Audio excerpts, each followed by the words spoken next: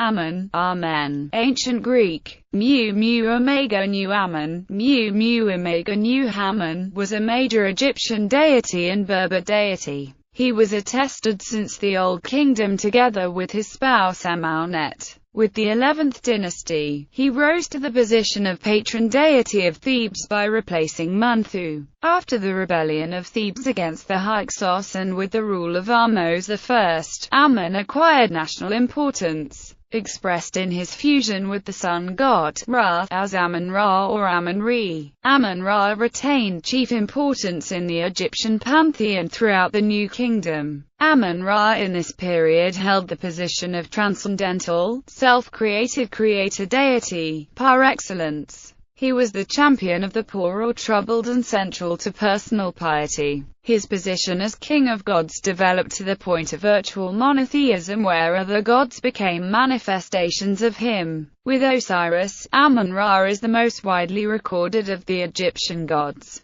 As the chief deity of the Egyptian Empire, Amun-Ra also came to be worshipped outside of Egypt, in ancient Libya and Nubia. And as Zeus, Amun came to be identified with Zeus in ancient Greece. Early history. Amun and Amunet are mentioned in the old Egyptian pyramid texts. Amun and Amunet formed 1/4 of the ancient Adod of Hermopolis. The name Amun meant something like the hidden one, or invisible. It was thought that Amun created himself and then his surroundings. The other members of the Adod are Nu and Nornet, Kuk and Kauket, and Hu and Hauhet. Amun rose to the position of tutelary deity of Thebes after the end of the First Intermediate Period, under the 11th dynasty. As the patron of Thebes, his spouse was Mut. In Thebes, Amun as father, Mut as mother and the moon god Khonsu formed a divine family or Theban triad. Temple at Karnak. The history of Amun as the patron god of Thebes begins in the 20th century BC, with the construction of the precinct of Amun-Re at Karnak under Senusret I. The city of Thebes does not appear to have been of great significance before the 11th dynasty. Major construction work in the precinct of Amun-Re took place during the 18th dynasty when Thebes became the capital of the unified ancient Egypt. Construction of the hypostyle hall may have also begun during the 18th dynasty, though most building was undertaken under Seti I and Ramesses II. Merenptah commemorated his victories over the Sea peoples on the walls of the Kashet court, the start of the processional route to the Luxor temple. This great inscription shows the king's campaigns and eventual return with booty and prisoners. Next to this inscription is the Victory Stela, which is largely a copy of the more famous Israel Stela found in the West Bank funerary complex of Merenptah. Merenptah's son Seti II added 2 small obelisks in front of the second pylon, and a triple bark shrine to the north of the processional avenue in the same area. This was constructed of sandstone, with a chapel to Amun flanked by those of Mut and Khonsu. The last major change to the precinct of Amun-Re's layout was the addition of the first pylon and the massive enclosure walls that surrounded the whole precinct, both constructed by Nectanebo I.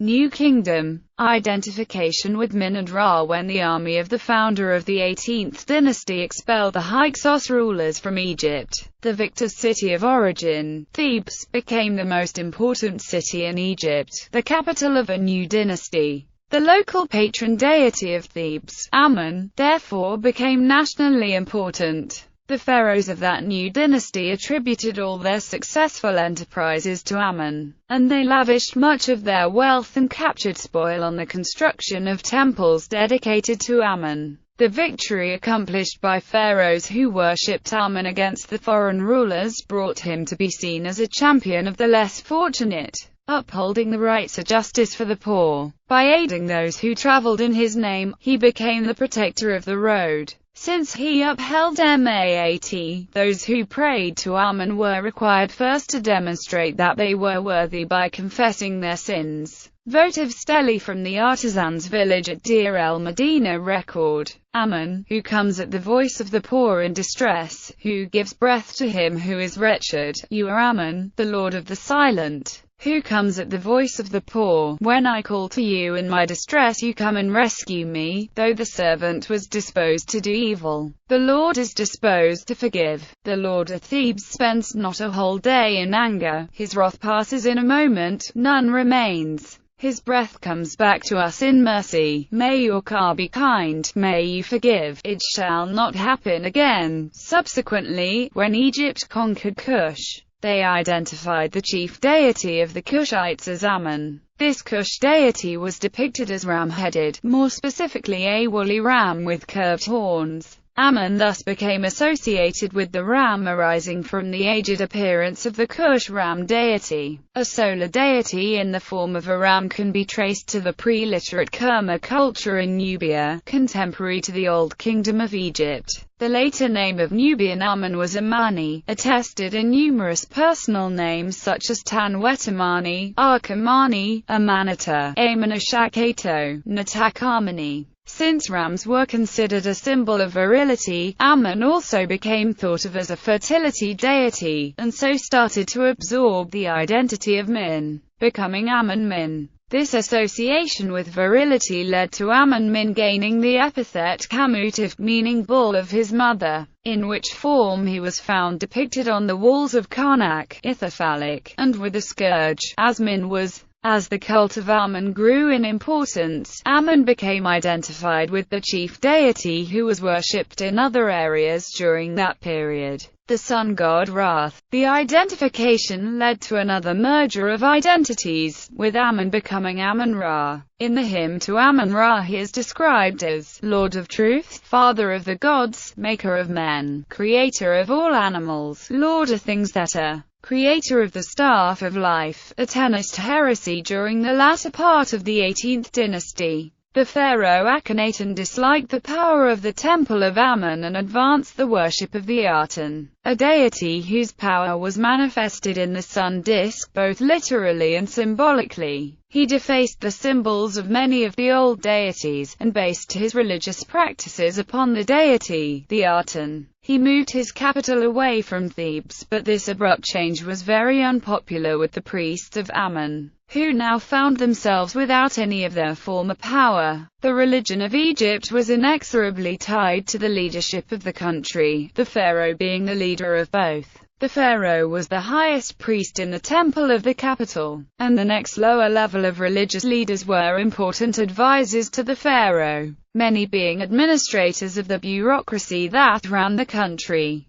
The introduction of Atenism under Akhenaten constructed a monotheist worship of Aten in direct competition with that of Amun. Praises of Amun on stelae are strikingly similar in language to those later used, in particular the hymn to the Aten. When thou crossest the sky, all faces behold thee, but when thou departest, thou art hidden from their faces. When thou settest in the western mountain, then they sleep in the manner of death. The fashioner of that which the soil produces, a mother of profit to gods and men, a patient craftsman, greatly wearying himself as their maker, valiant headsman, driving his cattle, their refuge and the making of their living, the sole Lord, who reaches the end of the lands every day, as one who sees them that tread thereon. Every land chatters at his rising every day, in order to praise him. When Akhenaten died, the priests of Amun-Ra reasserted themselves. His name was struck from Egyptian records, all of his religious and governmental changes were undone, and the capital was returned to Thebes. The return to the previous capital and its patron deity was accomplished so swiftly that it seemed this almost monotheistic cult and its governmental reforms had never existed. Worship of Aten ceased and worship of Amun-Ra was restored. The priests of Amun even persuaded his young son, Tutankhaten, whose name meant the living image of Aten, and who later would become a pharaoh, to change his name to Tutankhamun, the living image of Amun. Theology in the New Kingdom, Amun became successively identified with all other Egyptian deities, to the point of virtual monotheism. Primarily, the god of wind Amun came to be identified with the solar god Ra and the god of fertility and creation Min. so that Amun-Ra had the main characteristic of a solar god, creator god and fertility god. He also adopted the aspect of the ram from the Nubian solar god, besides numerous other titles and aspects. As Amun-Ra, he was petitioned for mercy by those who believed suffering had come about as a result of their own or others' wrongdoing. Amun-Ra, who hears the prayer, who comes at the cry of the poor in distress, beware of him. Repeat him to son and daughter, to great and small, relate him to generations of generations who have not yet come into being, relate him to fishes in the deep, to birds in heaven, repeat him to him who does not know him and to him who knows him, though it may be that the servant is normal in doing wrong. Yet the Lord is normal in being merciful. The Lord of Thebes does not spend an entire day angry. As for his anger, in the completion of a moment there is no remnant. As thy car endures, thou wilt be merciful. In the Leiden hymns, Amun, Ptah, and Re are regarded as a trinity who are distinct gods but with unity in plurality. The three gods are one, yet the Egyptian elsewhere insists on the separate identity of each of the three. This unity and plurality is expressed in one text. All gods are three, Amun, Re and Ptah, whom none equals. He who hides his name as Amun, he appears to the face as Re. His body is Ptah.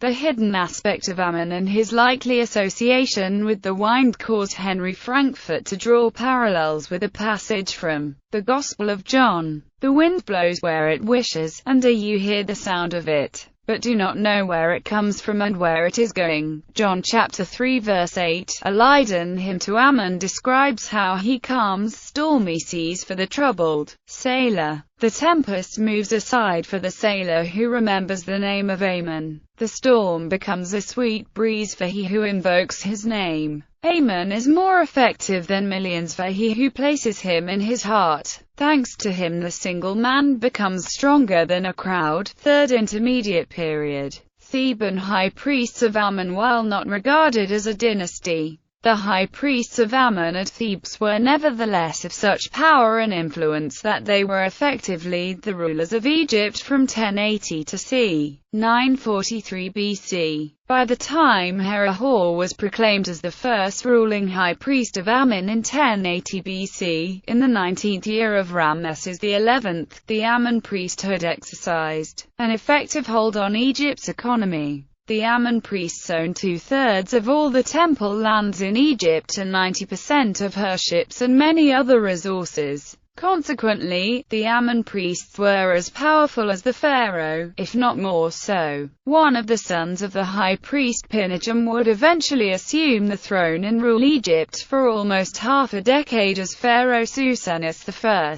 While the Theban high priest Susenis III would take the throne as King Susenis II, the final ruler of the 21st dynasty. Decline. In the 10th century BC, the overwhelming dominance of Amun over all of Egypt gradually began to decline. In Thebes, however, his worship continued unabated, especially under the Nubian 25th dynasty of Egypt, as Amun was by now seen as a national god in Nubia. The Temple of Amun, Jebel Barkal, founded during the New Kingdom, came to be the center of the religious ideology of the Kingdom of Kush. The Victory Stela of Piye at Jebel Barkal now distinguishes between Amun of Napata and Amun of Thebes. Tantamani, the last pharaoh of the Nubian dynasty, still bore a theophoric name referring to Amun in the Nubian former Mani, Iron Age and Classical Antiquity. Nubia, Sudan and Libya in areas outside of Egypt where the Egyptians had previously brought the cult of Amun, his worship continued into classical antiquity. In Nubia, where his name was pronounced Amana or Amani, he remained a national deity, with his priests at Meroe and Nobatia, regulating the whole government of the country via an oracle, choosing the ruler, and directing military expeditions.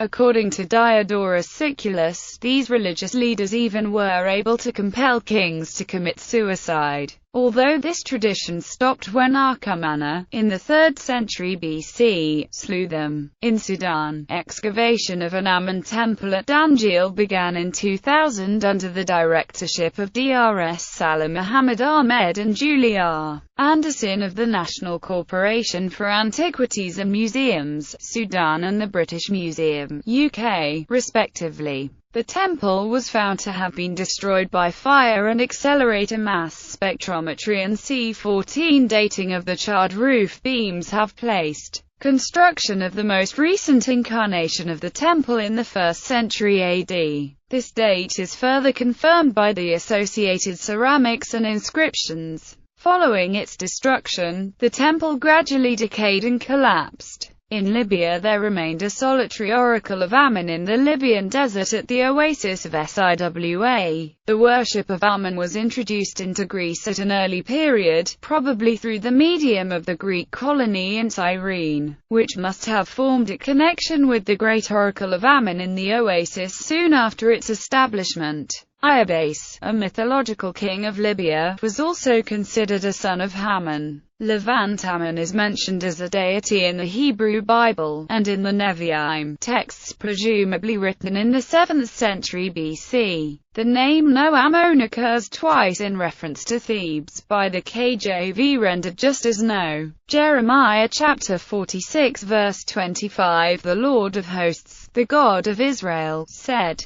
Behold, I am bringing punishment upon Ammon of Thebes, and Pharaoh and Egypt and her gods and her kings, upon Pharaoh and those who trust in him. English Standard Version. Nahum chapter 3 verse 8. Art thou better than populous No, that was situate among the rivers, that had the waters round about it, whose rampart was the sea, and her wall was from the sea. Greece. Ammon, worshipped by the Greeks as Ammon, had a temple and a statue, the gift of Pindar, at Thebes, and another at Sparta, the inhabitants of which, as Pausanias says, consulted the oracle of Ammon in Libya from early times more than the other Greeks. At Aphates, Chalcidice, Ammon was worshipped, from the time of Lysander, as zealously as in Ammonium. Pindar the poet honored the god with a hymn. At Megalopolis the god was represented with the head of a ram, and the Greeks of Cyrenaica dedicated at Delphi a chariot with a statue of Ammon. Such was its reputation among the classical Greeks that Alexander the Great journeyed there after the Battle of Issus and during his occupation of Egypt, where he was declared the son of Ammon by the oracle. Alexander thereafter considered himself divine. Even during this occupation, Ammon, identified by these Greeks as a form of Zeus, continued to be the principal local deity of Thebes. Several words derive from Ammon via the Greek form Ammon, such as ammonia and ammonite. The Romans called the ammonium chloride they collected from deposits near the temple of Jupiter Ammon in ancient Libya sal ammoniacus because of proximity to the nearby temple. Ammonia, as well as being the chemical, is a genus name in the foraminifera. Both these foraminiferae and ammonites bear spiral shells resembling a ram's, and Ammon's horns. The regions of the hippocampus in the brain are called the cornu ammonis, literally, Ammon's horns, due to the horned appearance of the dark and light bands of cellular layers. In Paradise Lost, Milton identifies Ammon with the biblical Ham and states that the Gentiles called him the Libyan Jove.